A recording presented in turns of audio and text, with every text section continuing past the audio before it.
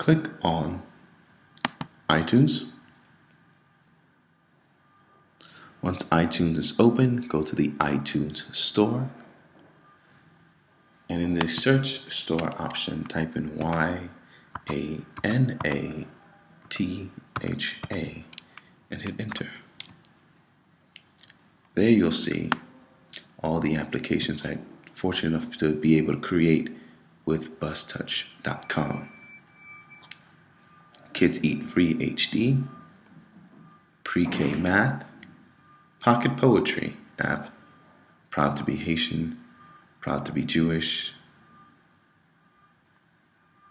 I Love My Dog, and other things that I've been fortunate to have on the iTunes Store as well. I was fortunate enough with Buzztouch.com to also create apps for the Android market as well. To find those apps, go to google.com/play.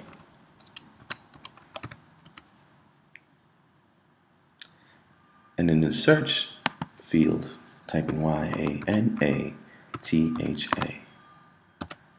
and hit return. And then you'll see all the Google apps I've been fortunate enough to create with Buzztouch as well. From Pre-K Math, Proud to be Jewish, Proud Haitian, I Love Math.